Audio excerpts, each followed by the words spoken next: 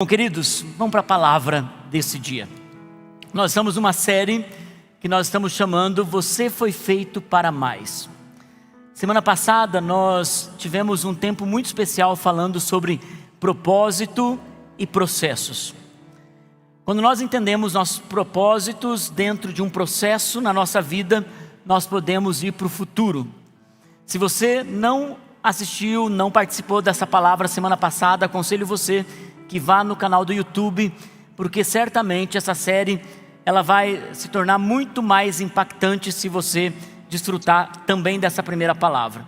E hoje eu quero falar com vocês sobre uma vida com propósito. Isso sim que é viver. O tema dessa palavra vai mostrar para você um pouco sobre a tua jornada de viver uma vida além do que você está vivendo hoje. Por isso eu quero que você pense comigo só uma coisa nesse dia. Pense que você não está apenas sobrevivendo, respirando, mas você está vivendo uma vida abundante, uma vida realizada, uma vida alegre, uma vida de satisfação. Pense que você tem propósito e você levanta e você diz: Deus, obrigado, porque tudo que eu estou vivendo, apesar das lutas, do caos, eu tenho uma satisfação interna e percebo que eu estou realizado. Eu estou falando sobre você entrar nos planos de Deus de uma forma tão preciosa, para viver uma vida que os filósofos estão chamando de tenha uma vida transcendente. Os filósofos dizem que esse tipo de vida é uma vida que vai além de si mesmo. A vida transcendente, ela alcança o próximo. Pense que a tua vida com propósito, ela vai abençoar pessoas. Tudo que você está vivendo não cabe só em você. Você tem o que compartilhar, o que entregar, o que servir, o que abençoar. Agora, eu sei que há muitas pessoas que estão me ouvindo hoje, estão dizendo: pastor, eu estou apenas me segurando. Pastor, meu casamento parece que está morto. Pastor, minhas emoções estão achatadas. Pastor, foco é inexistente para mim. Olhando para o meu futuro, pastor, tudo o que eu espero é que eu possa aguentar, porque eu nunca pensei que enfrentar tantas pressões, tanta ansiedade, algumas crises que eu achei que eu não iria viver, eu não iria experimentar, e de repente tudo isso chega como uma avalanche sobre mim. Mas aqui vem um chamado para você que está entrando nessa série conosco. Queridos, eu quero dizer a você, há um verdadeiro, incrível propósito para você viver. Há algo que Deus preparou para você, e eu estou nessa série de alguma forma tão mexido, porque eu confesso, eu não tenho muita dificuldade para preparar um sermão para domingo. Eu vou ouvindo durante a semana, no meu tempo de devocional, o que o Senhor está querendo falar no domingo com a igreja, e eu construo essa palavra com uma certa facilidade. Mas algumas séries, e especialmente essa, eu tenho entrado em um embate comigo mesmo, porque eu estou achando que estou ouvindo algumas coisas durante a semana para construir a mensagem para vocês, e de repente quando eu vou começar a preparar, Deus muda todas as coisas, e eu tenho que trabalhar muito mais profundo para fazer uma entrega para vocês. E ontem à tarde eu estava então, depois de ter pensado que o quadro estava completo, Deus muda algumas coisas, e quando eu me encontro com a Naine, logo no comecinho da noite, eu digo para ela: meu Deus, está difícil, está pesado, parece que eu estou tendo muito mais dificuldade para construir as palavras para essa série. E hoje, eu não compartilhei com ela o que eu ia falar, mas hoje quando ela pegou a palavra e disse sobre frutos, parte do que vamos falar hoje tem a ver com isso. Porque uma pessoa que tem frutos é uma pessoa que é feliz. Nós gostamos de Falar para os outros o que nós conquistamos são os nossos frutos, o que nós estamos vivendo, olha como eu estou feliz nessa área, são os nossos frutos, olha o resultado do meu trabalho são os nossos frutos, olha como eu construí a minha vida até aqui, são os nossos frutos. E Jesus nos ensina que, para que a gente possa compreender o verdadeiro sentido da alegria, Ele nos ensina algumas verdades. E essas verdades estão baseadas não naquilo que nós imaginamos, pensamos, porque nós não somos produtos das nossas boas intenções, mas nós também não somos produtos das circunstâncias, se elas estão boas ou se elas estão más. Todo o nosso propósito não está naquilo que nós imaginamos um dia sermos, ou nas circunstâncias que estamos. O nosso propósito, ele é o produto das nossas decisões. Tudo que nós vamos viver tem a ver com a decisão que nós vamos tomar em direção ao nosso futuro. E isso não está nas mãos de Deus, isso está nas suas mãos. E é por isso que Jesus nos ensina que uma vida cheia de propósito é uma vida que dá frutos. Em João capítulo 15, versículo 8, Jesus diz assim: meu Pai é glorificado pelo fato de vocês darem muito fruto, porque assim vocês serão meus discípulos. Eu lhes disse isso para que a minha alegria esteja em vocês, versículo 11, e a alegria de vocês seja completa. Jesus está dizendo, olha, você vai ter uma alegria, e essa alegria vai ser completa quando você der frutos. E dar frutos dá uma alegria tamanha em nós, porque frutos tem a ver como nós fazemos o bem ao outro. Porque uma árvore não dá fruto para ela se alimentar dos frutos. A árvore dá fruto para que outros se alimentem desse fruto. Escute isso.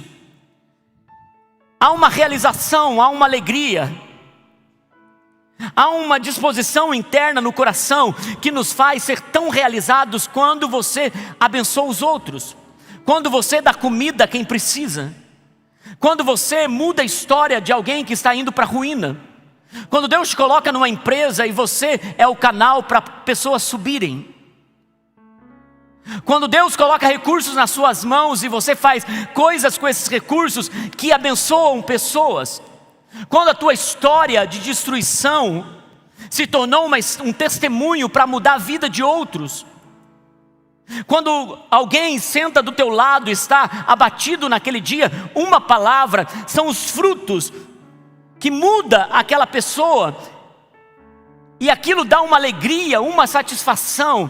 Queridos, nós nunca seremos tão alegres e satisfeitos quanto nós estivermos ajudando, abençoando, servindo, saciando, dando ao próximo. E é por isso que é nesse lugar que nossas decisões determinam o nosso propósito real. Até porque a palavra de Deus diz que todos nós vamos nos apresentar diante de Deus naquele dia, seja pelo dia da nossa morte ou pelo retorno de Cristo. A Bíblia também nos diz que até teremos que dar contas das nossas palavras tolas que usamos. Mas diante de tudo isso, o dia que nós chegarmos lá, e a minha parte nesse processo, como pastor, a nossa parte como pastores, é ajudar vocês a passarem no exame, quando vocês estiverem diante do Deus eterno. Toda obra de um pastor é ensinar as Escrituras, para que você tenha o suficiente, para quando Deus fizer as perguntas, naquele dia da eternidade, você passe bem no exame.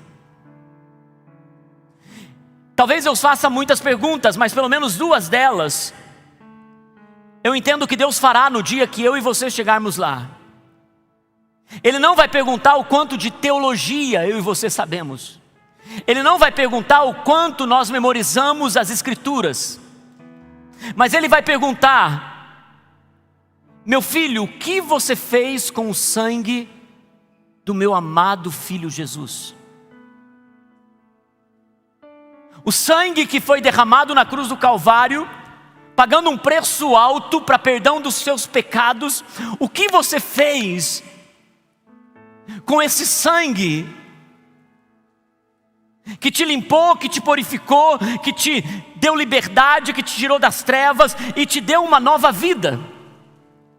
Essa pergunta, ela será uma pergunta para toda a humanidade. Mas há uma pergunta que será feita para quem aceitou esse sangue, para quem recebeu o perdão dos seus pecados. Então talvez você esteja aqui hoje e você precisa, nessa série, de ter um propósito para a sua vida, a vida que vale a pena ser vivida. Primeira coisa, se entregar a um Cristo que derramou o sangue dele por você, e que tem perdão, uma nova vida, uma história incrível para você e para toda a sua geração, até 1000 gerações. E todos que abraçaram essa nova vida, haverá uma segunda pergunta, que talvez seja a pergunta para a maioria desse auditório, para quem está me assistindo nesse momento. Se você aceitou o sangue de Jesus, a segunda pergunta é: o que você está fazendo com a vida nova que eu te dei? O que você fez com a vida que eu te dei naquela terra? Com o propósito que eu entreguei em suas mãos, como filho, como cônjuge, como pais, como cristão, como participante de uma comunidade, como participante de uma sociedade. O que você está fazendo com a vida que eu lhe dei? E sabe, irmãos, é nessa hora que nós respondemos o quanto de fruto está trazendo alegria para o nosso coração, porque é a alegria do coração de Deus. E é interessante, gente, que quando uma pessoa está dando fruto, essa pessoa, ela tem um sentimento que é de uma alegria indescritível. Ele tem um sentimento que ele diz: é isso, eu estou fazendo a diferença, é isso, uau, Deus está fazendo tanta coisa em mim, que eu estou fazendo algo, é isso. Agora, quando nós não estamos fazendo isso, nós ficamos como essa história que eu vou contar para vocês. Não sei quantos de vocês já viram, não é muito comum aqui, mais nos Estados Unidos, mas aquelas corridas de cães, de uma raça chamada galgos, a corrida dos galgos, não é dos gagos.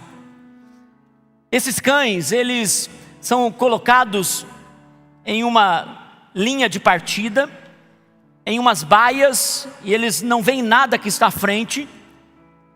É incrível que, como a corrida dos cavalos, que tem os cavaleiros, que tem torcedores que investem, porque tem que ter um ganhador, da mesma forma essas corridas, a única coisa é que eles não têm nenhum guia, os cães ficam presos. E quando eles são soltos, tem um coelho de pelúcia que está na frente, e quando abre-se para a linha de partida, aquele coelho é um coelho automático, ele sai, e os cães, eles saem correndo, desesperados. E a única coisa que eles sabem é correndo atrás do coelho. Eles saem atrás do coelho, porque eles foram treinados a terem um alvo, a terem uma meta, a terem um foco. E eles saem correndo atrás daquele coelho. Mas em uma dessas competições no sul da Flórida, um desses coelhos explodiu. E quando esse coelho explodiu, eles estavam no meio da corrida. Os cães ficaram desorientados, porque eles não tinham mais um alvo. Então o que esses cães fizeram?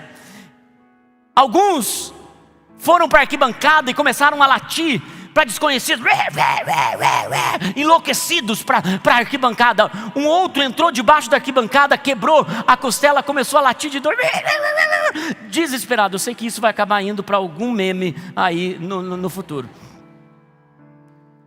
Outro cão já estava cansado de certo, ele deitou no meio com a barriga para cima e tirou uma soneca enquanto todo o caos estava acontecendo. O outro começou a olhar para o outro cão e ele diz assim: não vou com a tua cara de cachorro. E eles começaram a se enfrentar, e eles começaram a latir um para o outro, e o outro já percebeu que um cão era uma cachorra, cadela, era da raça, era fêmea. Ele já se encantou, já se embrenhou com ela ali mesmo, já começou a fazer cachorrada ali no meio de todo mundo, e aquilo não se desgrudava nunca, ou seja, sem alvo, eles ficaram perdidos ali no meio. Não é uma história fictícia, isso foi real. Mas isso é uma bela aplicação para nós. Uma pessoa sem um alvo, sem algo para perseguir, ele vai tirar uma soneca no meio da corrida. Essa pessoa, ela vai começar a brigar com pessoas que ela não precisa brigar, com gente desconhecida. Essa pessoa vai se machucar feio, porque ela vai para lugares que ela não é para estar. Ela vai entrar em relacionamentos promíscuos e vai se expor diante de tanta gente. Ela vai brigar com pessoas que estão na mesma corrida que ela, porque ela não tem um alvo mais, não tem algo para perseguir. Pense agora sobre a tua própria jornada, a tua própria história. Se você não tem clareza do que você está perseguindo, você vai ficar no meio do caminho. Se você não tem visão, se você não tem direção, se você não tem nenhuma clareza de propósito, você fica no meio do caminho. E eu gosto do que Provérbios, capítulo 29, versículo 18, ele diz assim: quando não há revelação.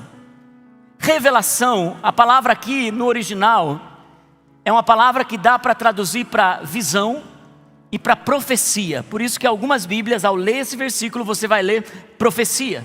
Algumas Bíblias traduziram isso para visão. E se alguém estivesse escrevendo em 2024, estaria escrevendo: quando não há download de Deus, o povo morre, o povo se desvia. Mas feliz é aquele que obedece à instrução da sabedoria. Sabe, irmãos, essa palavra grega aqui, no original está dizendo: existe algo que vem de Deus, para que você possa ser guiado, e que só Deus pode dar para você.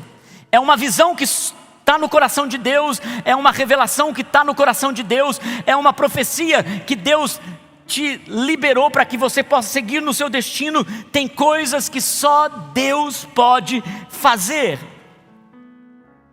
Eu gosto do que a Bíblia Mensagem escreve sobre esse capítulo. A Bíblia Mensagem escreve assim: quando as pessoas não conseguem ver o que Deus está fazendo, elas tropeçam em si mesmas. Mas quando atentam para o que Ele revela, são as pessoas mais abençoadas. Tem coisas que só Deus pode nos guiar. E sabe o que é interessante, meus irmãos? É que quando Deus começa a revelar quem você é e para aquilo que você foi destinado a ser para todas as áreas da sua vida, é aí que você começa a viver de verdade. É aí que a vida de fato acontece. Mas quando uma pessoa, como aqueles cães, não tem um propósito claro, elas perdem o foco. E eu quero dizer para você nessa manhã: o propósito claro, ele traz foco para você. E ele ajuda você a peneirar o que você vai fazer e o que você não vai fazer. Uma pessoa que tem foco, ela vai dizer não para muitas distrações, para muita coisa, porque ela tem que dizer sim para muitas outras. Por isso que uma pessoa que tem um propósito claro, ela não se envolve em demandas que não é dela. Ela não gasta energia com coisas que não está dentro do destino dela. Ela sabe dizer não Porque ela tem muitos sims para onde ela está indo que ela precisa dar. Porque ela tem um propósito claro, ela tem foco. Quem tem um propósito claro, ele tem uma resistência. Uma pessoa que tem propósito claro, ele sabe que ele está indo e ele tem que permanecer, mesmo diante da tempestade, mesmo diante do caos. Então ele resiste firme, sem voltar atrás, porque ele sabe que tem uma promessa à sua frente. Essa pessoa, ela se torna um resistente. As pessoas podem olhar e dizer assim: não, você não vai dar conta disso, não, você... E essa pessoa passa pelo caos, ela passa pela batalha, ela passa pela tempestade e ela está resistindo. Porque ela tem um propósito claro: Deus me chamou, Deus me escolheu, isso é passageiro, eu não vou abandonar porque eu estou passando por essa circunstância. Mas uma pessoa que tem um propósito claro, ele também tem realizações. E ele é uma pessoa alegre, mais do que feliz. E talvez durante essa série eu pregue para vocês sobre o que é felicidade e alegria, que são duas coisas diferentes. A felicidade, ela é momentânea e passageira, mas a alegria, ela é permanente mesmo no meio do caos. Porque a Bíblia não diz que é a felicidade do Senhor que é a nossa força, ela diz que é a alegria do Senhor que é a nossa força. E é nesse momento onde nós somos realizados, mesmo quando as coisas estão difíceis, há uma doença, há um luto, há um momento desafiador que eu estou passando, quando as coisas estão muito ruins, quando eu estou passando por uma depressão, por uma crise de ansiedade, quando eu estou enfrentando talvez o momento de maior agitação da minha alma, é nesse momento aonde eu sei, eu já resisti, eu tenho um foco claro, então agora eu tenho uma recompensa do Senhor, que é alegria, porque a minha vida é guiada por promessa. Isso é viver uma vida com propósito. Isso sim que é viver. Eu vou falar um pouco sobre teologia prática com vocês agora. Existe uma linha da teologia que fala sobre a predestinação, que eu não acredito, aonde uma pessoa foi predestinada à salvação ou predestinada à perdição. Então não importa o que você faça, se você foi predestinado a estar com Deus, você vai estar com Deus para sempre. Se você foi predestinado a ir para o inferno, então você vai ser predestinado a ir para o inferno, mesmo que você passe momentos bons da sua vida, no final você foi destinado para aquilo. E teologia se encontra base bíblica para tudo. Mas eu quero falar sobre teologia prática e o que eu entendo desse versículo.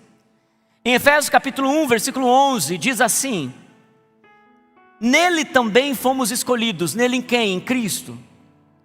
Tendo sido predestinados, conforme o plano daquele que faz todas as coisas, conforme o propósito da sua vontade. Para que nós, que fomos os primeiros a colocar nossa esperança em Cristo, sejamos para o louvor da sua glória. Quando a palavra de Deus diz que nós somos escolhidos nele, a primeira coisa que eu quero dizer a você: Deus não age como o capitão de dois times que estão escolhendo as pessoas para o seu time, como aqueles jogos que alguém diz, você primeiro, e vai deixando os mais fracos por último. Deus não fez isso comigo e com você. Ele nos escolheu primeiro. E Ele nos escolheu antes da fundação do mundo. Ele nos amou. Você está nos planos de Deus. Então ele disse, Ele nos predestinou conforme o seu plano. E os planos de Deus são planos bons. Os planos de Deus para mim e para você são planos de vida, de bênção, de alegria, de satisfação. Não apenas quando você tem dinheiro, não apenas quando você pode viajar, não apenas quando você está com um carrão, não apenas quando está tudo bem no casamento, não apenas quando as coisas com seus pais estão legais. Não, Deus preparou para você e predestinou você para um plano de bênção. Quando os meus filhos nasceram, antes deles nascerem, a gente já dizia: vamos nos preparar, eles vão estudar, eles vão estar numa boa escola, vamos arrumar o quarto. Nós predestinamos eles para terem e serem tudo de bom. Tudo de bom. Inglês, vamos fazer de tudo para eles terem uma vida abençoada. Mas no final das contas, mesmo que alguém tenha um predestino, no final das contas, a decisão é dessa pessoa. Planos incríveis e maravilhosos para os meus filhos, e eles tomaram suas decisões. Porque essa é a nossa história, igreja. Essa é a nossa história. Deus tem planos incríveis para mim e para você. Mas nós tomamos as decisões sobre isso. E uma pessoa sim pode tomar decisões que destroem, que acabam, que quebram. Talvez em algum momento eu possa compartilhar uma história que nós ouvimos aqui de uma pessoa que ficou presa por algum tempo. E ela disse para mim: pastor, lá dentro da cadeia, do presídio, tem pessoas que decidiram mudar a sua história de verdade, mas lá dentro tem pessoas que decidiram: eu vou ser má para a vida toda. E lá dentro fazem coisas terríveis.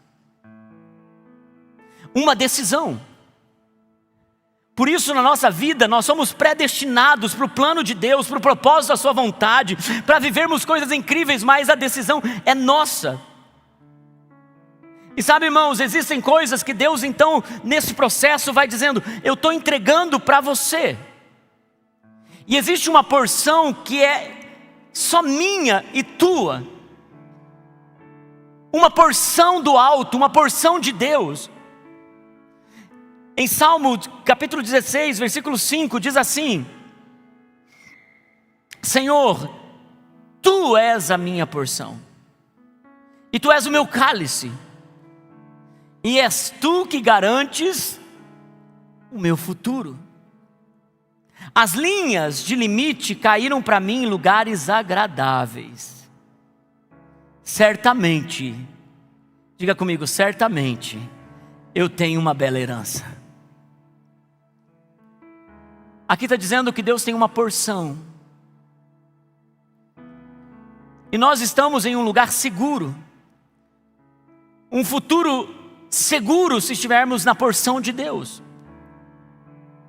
Mas queridos, eu quero dizer para você, por que muitas vezes nós nos concentramos na porção do outro e não na nossa porção?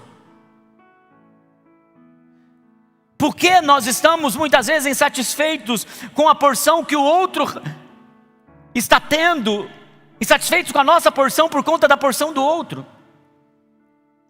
Um dia, um dos mentores que estava me aconselhando disse para mim uma coisa. Ele disse: Márcio, você não terá tudo o que você gostaria de ter na vida, mas eu tenho uma porção para você que é única para você. Ele disse: fique satisfeito com a sua porção e não queira a porção que é do outro. E sabe, irmãos, isso é um grande desafio para quem quer viver uma vida abundante, porque você pode se inspirar em outras pessoas, mas você precisa entender qual é a sua porção. E é nesse lugar onde eu decidi no meu coração que, e eu faço isso constantemente, queridos, eu critico quase nada, qualquer igreja, mesmo que eu esteja vendo que são situações bem ruins para a imagem do Evangelho. E eu tenho dito isso, se você fez parte do Integração aqui da nossa igreja, eu tenho dito isso em toda Integração no último ano. Se você está vindo de outra igreja, sejam bem-vindos, mas aqui nós não temos o hábito de falar mal de outras igrejas. Nós pedimos a você: deixe seus problemas com o passado lá fora, venha viver uma vida nova, porque nós temos muita coisa para fazer para ficar falando mal dos outros. Porque, queridos, eu tenho tanta obra para fazer na minha vida e nessa igreja, que eu não posso ficar vendo a vida dos outros, a porção do outro, porque eu estou focado na minha porção. Foque na sua porção, se concentre na sua porção. E talvez tudo que você está vivendo hoje me dê toda a sua atenção agora. Talvez você esteja lutando com inquietação, talvez você esteja lutando com ansiedade, ou até mesmo com uma solidão. Você está perto de alguém, mas você se sente só. Talvez você esteja vivendo um momento onde nunca você pensou que ia passar por isso. Eu quero dizer, tem uma porção de Deus para você. Meu trabalho como pastor é te levar até essa linha e dizer para você, olha, como naquelas linhas de hospitais que você chega, tem tantos lugares para ir, mas ele diz, segue a linha azul. E a minha parte com vocês é dizer a vocês, você está enfrentando isso nessa estação, segue a linha vermelha, a linha do sangue de Cristo, porque vai te levar a um destino. Saiba que tudo que você está vivendo tem um propósito, e a verdadeira alegria vem de viver essa vontade de Deus, que é incrível.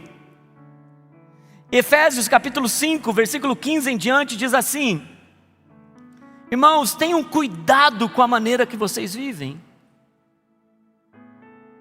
que não seja como tolos, insensatos, mas sejam como sábios, aproveitando ao máximo cada oportunidade, porque os dias, e vocês já perceberam isso, são maus. Portanto, de novo ele diz, não sejam insensatos, mas procurem compreender qual é a vontade do Senhor. E eu gosto desse versículo. Não se embriaguem com vinho que leva à libertinagem, mas deixem-se encher pelo Espírito. Fazendo uma exegese básica desse texto, uma interpretação desse texto básico, o apóstolo Paulo está dizendo, gente, cuidado como vocês estão vivendo. Porque é óbvio que ele não está falando apenas sobre vinho, porque a palavra embriaguez aqui, ele está falando, cuidado porque vocês vão se entorpecer, vocês vão entrar num nível de descontrole. Por isso ele usa a expressão embriaguez, ele usa o vinho para comparar isso. Mas é claro que ele não está falando só sobre o vinho. Ele está falando sobre tudo na nossa vida que nos entorpece, que nos tira do controle, que faz a gente ficar em uma situação que nos deixa completamente fora de nós mesmos. Promiscuidade, e é por isso que ele diz, não se embebedem do vinho, se embriaguem do vinho, mas se encham do Espírito, porque é onde traz alegria, onde traz paz. E é por isso que o insensato não aproveita oportunidades, porque ele está embriagado com muitas coisas. O insensato não está percebendo a vida, porque ele está embriagado, ele está caindo, ele está não percebendo as coisas. Uma pessoa que se embriaga, que se entorpece, que se descontrola, perde o seu propósito. Ficam como os cães sem um guia. Você sabe, esse texto nos faz fazer duas perguntas. A equipe de louvor pode subir. Primeira coisa que esse texto nos faz pensar: o que eu estou fazendo que eu não deveria estar fazendo? Pensa nisso. Tem algo que não tem a luz de Deus na sua vida, que está te embriagando, te escravizando. Essa pergunta é séria, como as duas primeiras: o que você está fazendo com o meu sangue? E o que você está fazendo com a sua vida? Agora, para uma vida de propósito, a primeira pergunta: o que você está fazendo que você não deveria estar fazendo? Que está trazendo pecado, prisão, frustração, paralisia, preguiça, desânimo e raiva, ira, brigas, dissensões. O que você está fazendo que não deveria estar fazendo? E queridos, não sou eu que vou apontar isso para você, porque o Espírito Santo já está falando com muitos de vocês, dizendo: ei, você está ultrapassando esses limites. Você está ultrapassando alguns padrões que vão te quebrar. E só o Espírito Santo que conhece o nosso propósito, o nosso plano para nos guiar a isso. Agora, a segunda pergunta não é sobre apenas o que você não deveria estar fazendo, mas é sobre o que você deveria estar fazendo e você não está. Se a primeira diz o que você precisa abandonar, a segunda pergunta diz o que você precisa fazer que você não está fazendo. É interessante que a palavra pecado na Bíblia, ela tem do original duas interpretações, que dá para usar em dois ambientes. A primeira, pecado, é cuidado. Você pode ultrapassar os limites e se quebrar. Pecado é não vá além disso. Agora, a palavra pecado também significa errar o alvo. Ou seja, você deveria fazer isso e você está indo para lá. Você deveria acertar esse que é o teu alvo, o teu objetivo, e você está indo para lá. Então, o que Tiago diz no capítulo 4, versículo 17, Tiago diz assim: portanto, pensem nisso. Quem sabe o que deve fazer o bem e não o faz, o que essa pessoa está fazendo? Pecando. Tem coisas que nós precisamos deixar de fazer, agora tem coisas que nós precisamos fazer e não estamos fazendo. Sabe, queridos, eu termino essa ministração fazendo uma pergunta para você. Você quer conhecer uma vida com propósito intensa, maravilhosa, cheia da presença de Deus? Então eu te desafio a algo. Nós temos falado sobre o ano de Jesus algumas vezes aqui nessa casa. Eu acho que isso precisa se tornar uma cultura nossa, para cada pessoa que chega. E eu quero te propor hoje uma coisa. Se você quer ter uma vida incrível, abundante, de mudança, de transformação, para ir para tudo que Deus construiu para você e está lá te esperando para o alvo, para você continuar firme, seguro, resistindo, com foco, eu quero propor para você o ano para Jesus, nesses próximos 12 meses, de fevereiro a fevereiro. E se depois de tudo isso, se você fizer todo esse ano de Jesus, e nada mudar na sua vida, e você não encontrar essa alegria, essa satisfação, pode chegar até mim. E se mudar de igreja, eu vou com você para ir para essa igreja. Porque eu não conheço qualquer pessoa que tenha abraçado isso e não tenha transformação na sua história, tenha tido transformação na sua história. Eu quero propor algumas coisas para vocês. Eu vou colocar no meu Instagram, para que você possa de repente na sua casa copiar e você colocar isso na sua jornada. Primeira coisa, convide Jesus para ser o Senhor da sua vida. Sem Ele, você não tem como responder a segunda pergunta. Só Ele pode te dar salvação, cura, libertação, perdão. A segunda coisa que eu quero propor a você para o ano de Jesus: seja batizado.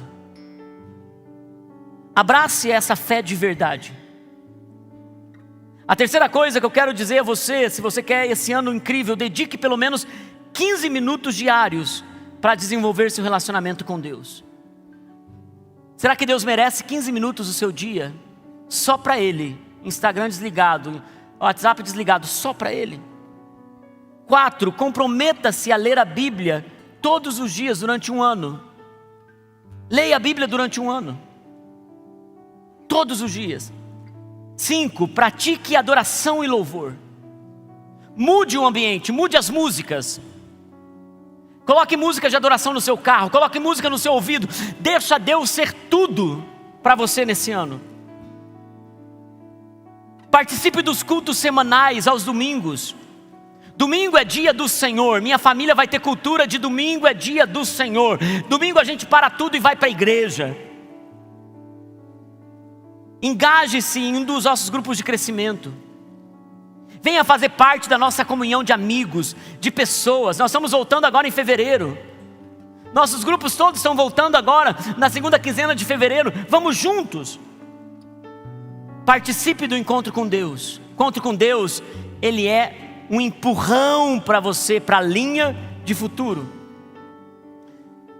Experimente o nosso treinamento de discípulos, nossa escola, que é a base da fé, para te dar ensinos elementares da fé. Aproveite os cursos que nós oferecemos para casais, para pais, para noivos, para amigos. Nós temos curso para mulher, para homem, nós temos tanto curso nessa igreja.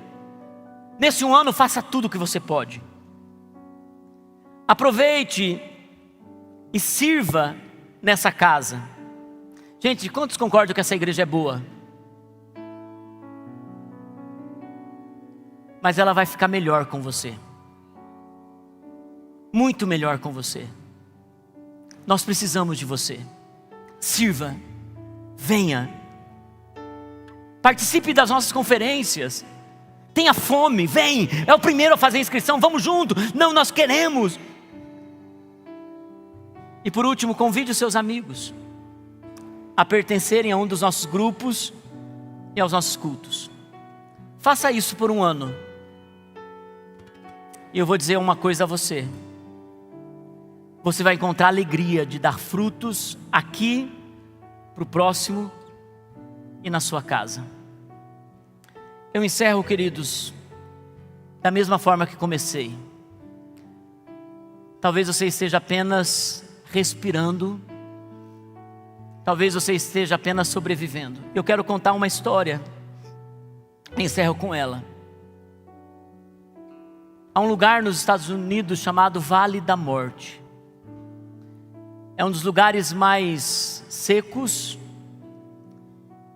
pesados. É um lugar sem nenhum tipo de vida, sem nenhum tipo de animal. Ninguém mora lá. É um lugar onde não há chuva, por isso é chamado Vale da Morte. Quero mostrar para vocês uma das imagens desse vale. Em 2004, esse vale recebeu de uma forma não usual 18 milímetros de chuva. E nada aconteceu. Em 2005, na primavera de 2005, esse vale recebeu um pouquinho mais de chuva. E o que foi surpreendente é que o que todos achavam que esse vale estava morto, porque nunca isso tinha acontecido. Na primavera de 2005, esse vale amanheceu desse jeito.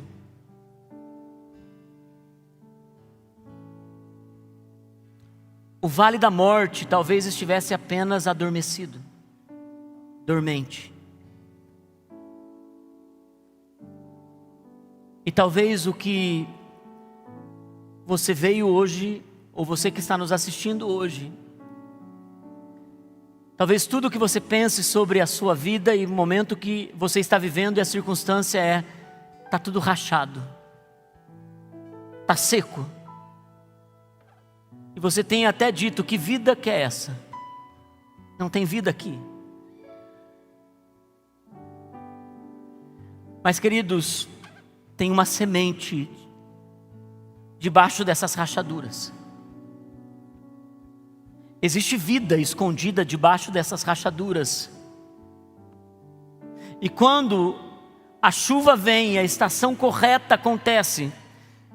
E o que é interessante é que não aconteceu imediatamente, levou um ano. Um ano para aquilo que estava florescendo embaixo se tornar algo tão incrível. E eu quero dizer a você, não pare. Caminhe, ande, corra, siga, tenha clareza, tenha foco, tenha condições de resistir ao pecado. Continue firme nessa jornada.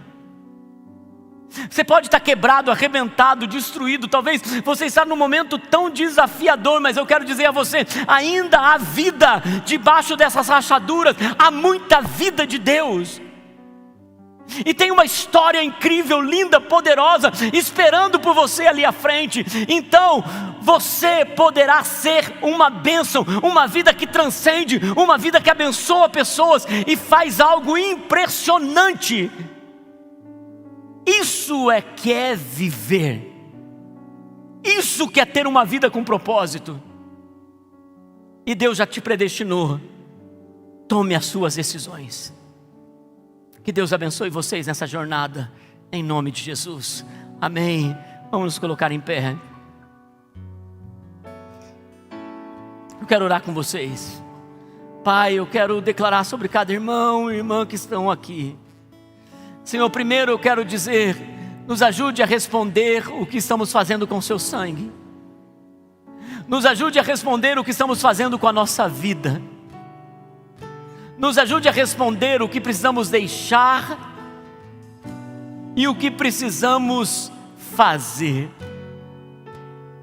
Senhor, nós oramos agora para que todo medo, toda rachadura, toda decepção, frustração, Senhor, tudo aquilo que nós estamos enfrentando, nós oramos, meu Deus, para que o Senhor possa nos dar a flora na hora certa, a frutificação na hora certa. Senhor, que nós possamos passar esse ano construindo algo que é para sempre em nossa vida. Eu oro por propósito, eu oro por uma vida abundante, eu oro para que eles possam dizer: isso é que é viver. Obrigado, meu Deus, pela tua bondade e pela tua presença nessa manhã de domingo, em nome de Jesus. Amém, amém e amém. Se você é novo aqui, amém, amém, amém. Glória a Deus. Se você é novo aqui, seja bem-vindo, passa lá, pega uma lembrancinha nossa em uma das nossas centrais ali. Vão com Deus, um bom domingo para todos vocês, em nome de Jesus. Time de louvor, obrigado por esperarem, Deus abençoe, viu?